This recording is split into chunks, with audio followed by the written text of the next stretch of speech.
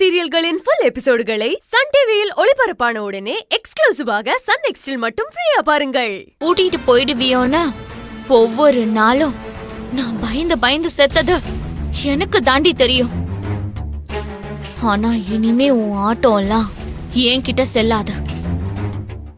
ஏன்னா உன் ஆட்டத்துக்கெல்லாம் இன்னையோட முற்றுப்புள்ளி வைக்க போறேன்டி.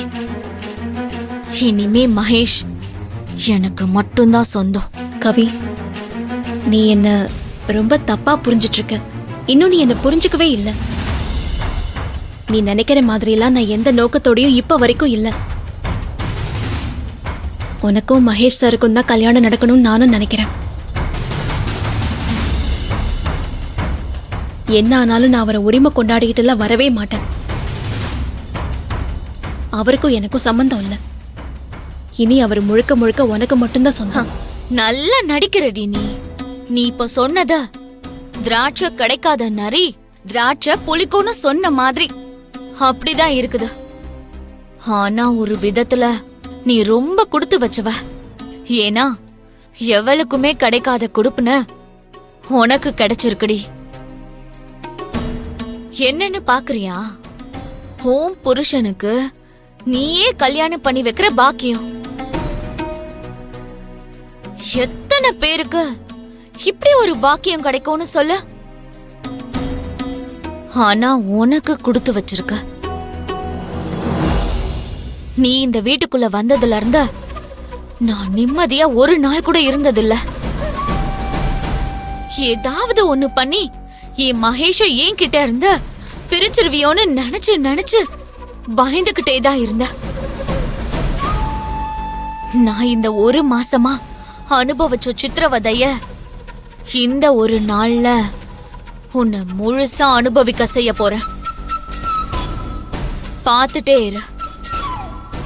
இப்ப கிளம்பு. நில இன்னைக்கு மேக்கப்ல இருந்தா எல்லாமே நீதான் எனக்கு பண்ணிவிடணும். என்ன முழுசா ரெடி பண்ணி விட வேண்டிய பொறுப்பு உன்னோடதுதான். ஏதாவது முக்கியமான வேலை இருந்தா அத முடிச்சிட்டு மேலே என் ரூம்க்கு வா.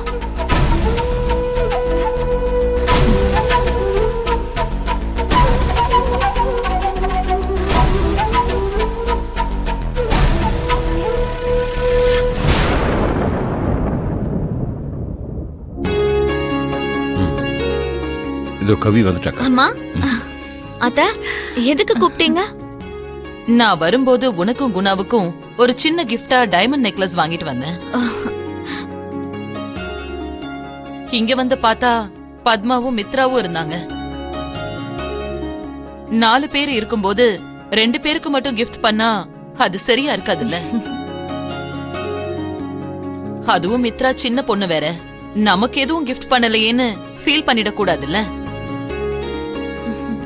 அதான் நேத்து திரும்ப 2 நெக்லஸ் ஆர்டர் பண்ணி வர வச்சேன். இப்போ 4 பேருக்கும் பிடிச்ச மாதிரி இருக்கும்னு நினைக்கிறேன்.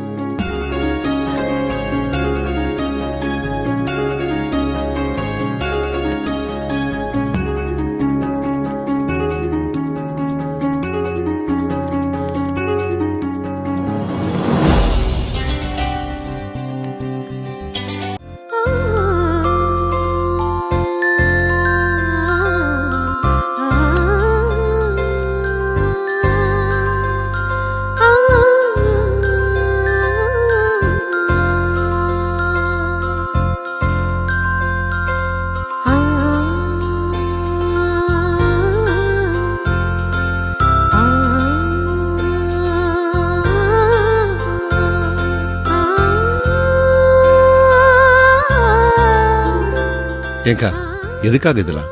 வேணுங்கிறதுலாம் இங்கேயே இருக்குல்ல.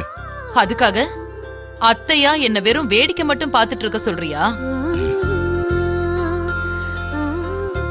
என் பங்குக்கு நானும் ஏதாவது செய்யணும்ல. அது கல்யாணத்தப்ப பாத்துக்கலாமக்கா. நிச்சயத்துக்கு எதுக்கு இவ்ளோ காஸ்ட்லியான நெக்லஸ்லாம்? இது ஒன்னும் அவ்வளோ காஸ்ட்லி எல்லாம் கிடையாது. ரொம்ப சிம்பிளான சின்ன கிஃப்ட் தான். இதுக்கு போய் நீ ஏன் இவ்ளோ ஃபீல் பண்ணிட்டு இருக்க?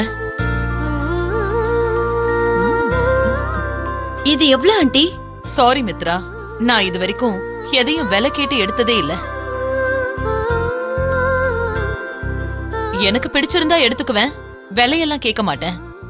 அதனால இதோட விலை என்னன்னு என் மேனேஜருக்கு மட்டும்தான் தெரியும். அப்படியா? அப்ப எதுக்குமே நீங்க விலை கேட்டதே இல்லையா இது வரைக்கும்? ம்ஹும். இல்ல. என்ன செல்வா, என்ன பத்தி மித்ராவுக்கு தெரியாதா? இல்லக்கா, அவ சின்ன பொண்ணு இல்லக்கா, அதான் உங்களை பத்தி தெரியல.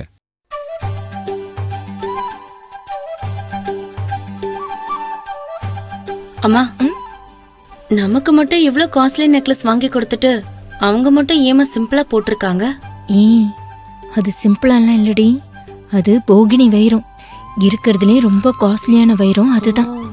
அதோட விலை என்னன்னு யாருக்குமே தெரியாது. என்ன பத்மா, என்ன சொல்றா உன் பொண்ணு? இல்ல நீ சும்மா ஒரு டவுட் கேட்டா. என்ன பத்தியா? இல்ல இல்ல, அவ ஜெனரலா ஒரு டவுட் கேட்டா. Okay okay. வேற ஒண்ணும் இல்ல.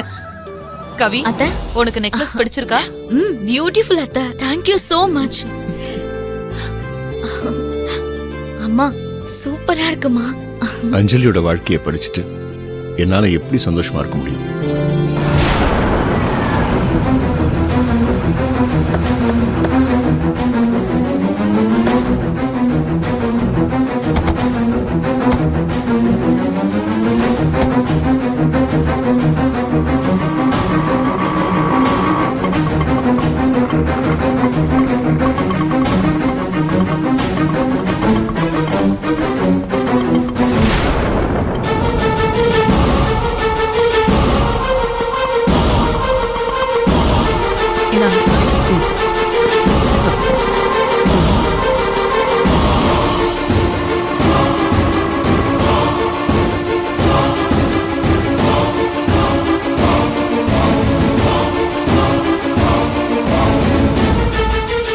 அம்மா, உங்ககிட்ட வீட்லயே சொல்லி தானே கூட்டிட்டு வந்தேன். அதுக்குள்ள வேலையை ஆரம்பிச்சிட்டீங்களா? நான் என்னப்பா பண்ணேன்? ஒன்னும் தெரியாத மாதிரி நடிக்காதீங்க. அவங்க எதுக்கு இங்க வந்திருக்காங்க? எவங்க? நீ யார சொல்ற தெரியலையே. அம்மா, அங்க பாருங்க.